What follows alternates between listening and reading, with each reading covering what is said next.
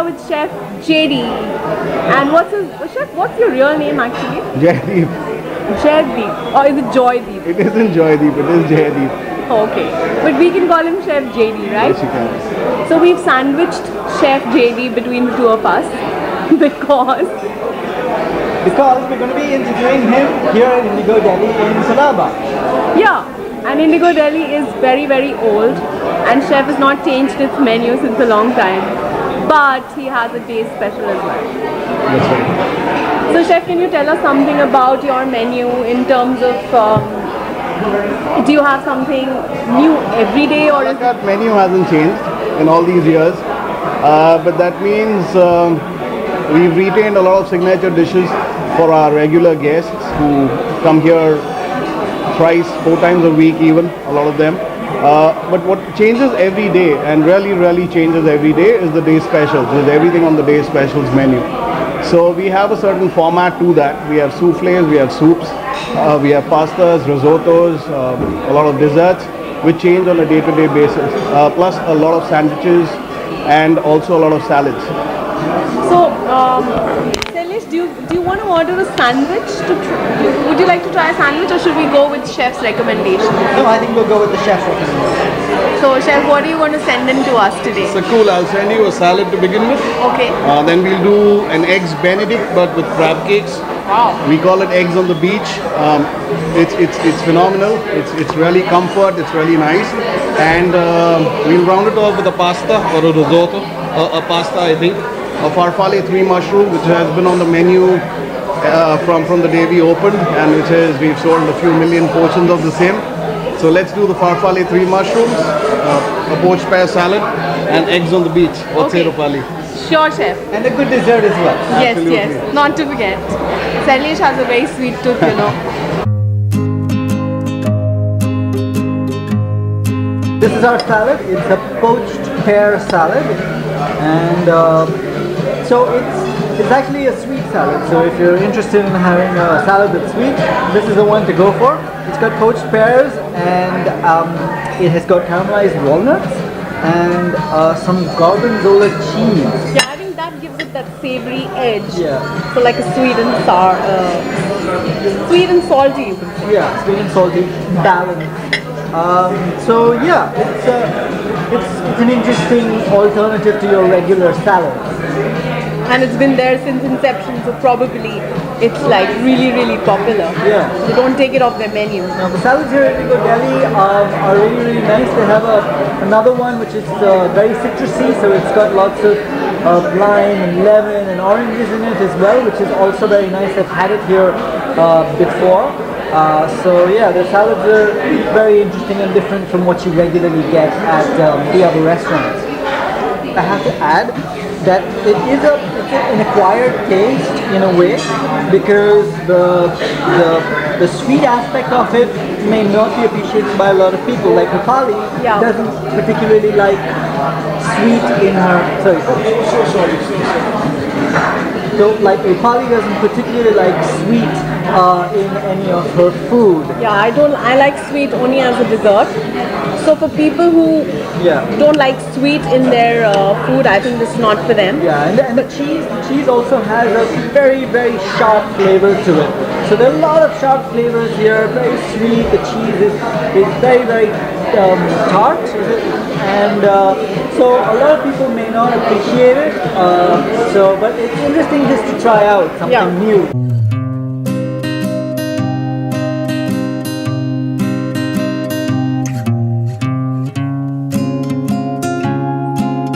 Saw the chef pouring the hollandaise sauce, which is generally, an accompaniment with eggs benedict, but this is actually not eggs benedict. So what is this, Rupali? This is eggs on the beach. Eggs on the beach. But you know what? When I had this, I think it should be named Sex on the Beach. It is just delicious. The crab cake is lovely. So it's got a crab cake right at the bottom, and it has got some crispy bacon, and then it's got your poached egg with the hollandaise sauce. and the the runny egg yolk and the hollandaise and this crispy bacon and crab cake combination. Sinful. It's amazing. Yeah, and if you're not into bacon, you can probably say, you don't want that particular layer in case you don't eat bacon. Yeah, or if you don't want it too salty, because it does add a little bit more saltiness to the dish. But you would still sort of be satisfied with it because the crab cake is really, really nice. Yeah. And I think I'm going to dig in for some more before it gets cold. Yeah, let's.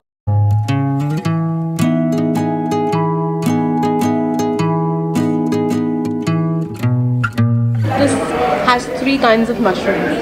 I could figure out morels, porcini, shiitake. How do you make the sauce, chef? The mushrooms, the porcini and the sep and the shiitake come to us in dehydrated form. So we need to rehydrate the mushrooms. So when you soak the mushrooms in the water essentially gets a lot of the essence, a lot of the flavor of the mushrooms. So that water also turns a beautiful brown color from the color of the mushrooms. We reduce that and finish that with red wine and olive oil to get a beautiful, very fragrant olive oil and red wine bath. Wow, and So it has truffle oil as well. It smells really nice. it has a few drops, a little smear of truffle oil as well. So the end result is very earthy. We don't do too much to the mushrooms.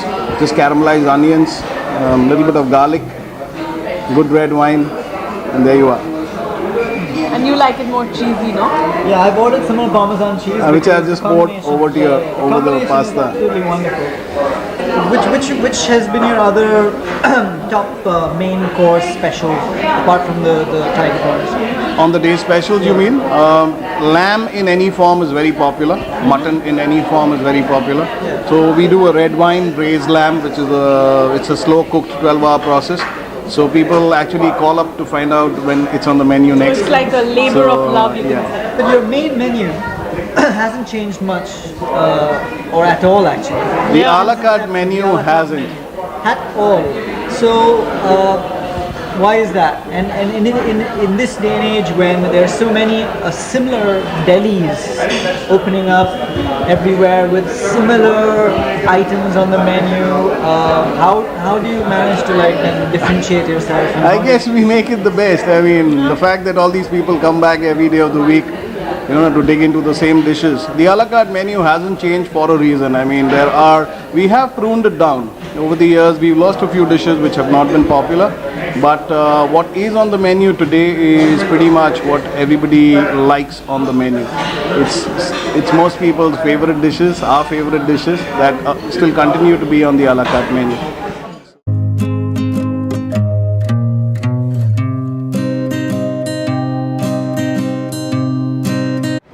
So now Chef JD is going to show us how to make spaghetti meatballs. Yeah. Wow. It's the old-fashioned Indigo Deli spaghetti meatballs, which we make with buffalo meat. Now that beef is banned, we've always made it with buffalo meat. There's enough meat for one portion, so I'll just break them up. They don't need to be really pretty-looking balls. Put them in the fryer and shock them a little bit. Okay. I just need a nice golden brown little crunch. So my meatballs are done. That's about enough cooking. I'll take them out here, head straight to the pan and finish the sauce. So I'll start with a little bit of clarified butter.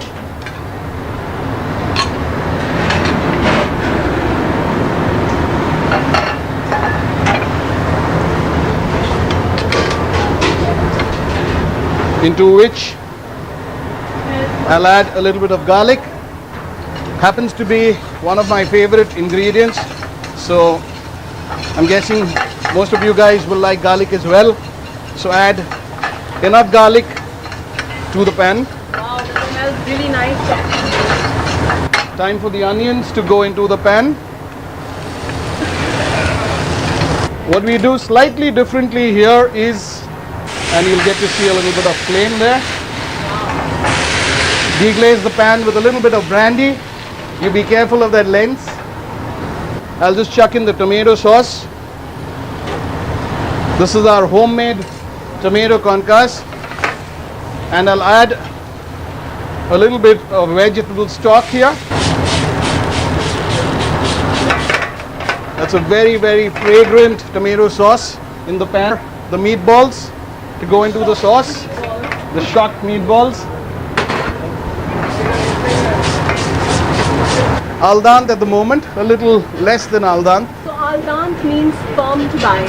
Yes, and we need to partially cook it prior to orders, obviously, because it'll take a lot of time otherwise. So the spaghetti, a portion, will now go into a pasta blancher here, where I have a combination of water and a little bit of vegetable stock on a simmer. Just enough time to reheat the pasta, and then what we do is add the spaghetti and a little of the pasta water to the pan.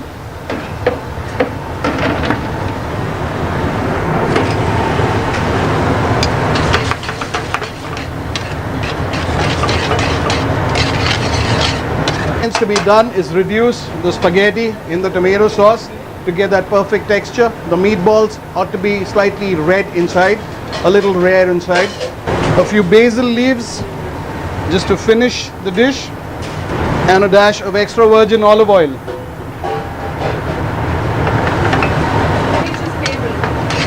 What we could do is, we normally add a Parmigiano Reggiano to dishes like these, but a Grana Padano also works brilliantly well. That looks really awesome.